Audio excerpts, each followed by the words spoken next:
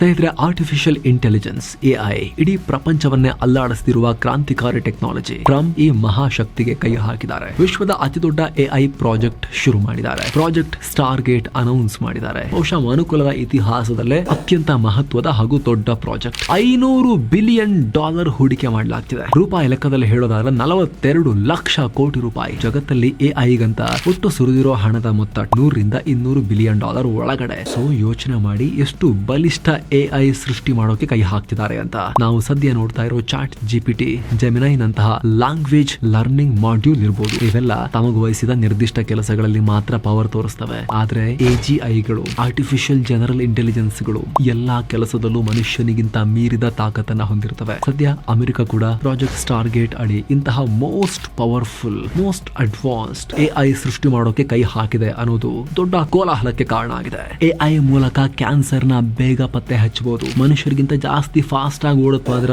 Brain like system. Cancer ಆರಂಭಿಕ ಹಂತದಲ್ಲಿದ್ದಾಗ ರಕ್ತದಲ್ಲಿ ಅದರ ಸಣ್ಣ ಪಾರ್ಟಿಕಲ್ಸ್ ಇರ್ತವೆ. ಸಾಮಾನ್ಯ ಬ್ಲಡ್ ಟೆಸ್ಟ್ ನಲ್ಲಿ ಗೊತ್ತಾಗಲ್ಲ. ಆದ್ರೆ AI ಮೂಲಕ ಬ್ಲಡ್ ಟೆಸ್ಟ್ ಮಾಡಿದ್ರೆ ಇಂಥ ಸೂಕ್ಷ್ಮಗಳನ್ನ ಕೂಡ ಕಂಡು ಹಿಡಿದು ಬೇಗ ಕ್ಯಾನ್ಸರ್ ಪತ್ತೆ ಮಾಡುತ್ತೆ. ಕೇವಲ 48 ಗಂಟೆಗಳಲ್ಲಿ ಕ್ಯಾನ್ಸರ್ಗೆ ವ್ಯಾಕ್ಸಿನ್ ಕಂಡು ಹಿಡಿದುಕೊಡುತ್ತೆ. ಫುಲ್ ವಿಡಿಯೋಗಾಗಿ ರಿಲೇಟೆಡ್ ಲಿಂಕ್ ಕ್ಲಿಕ್ ಮಾಡಿ.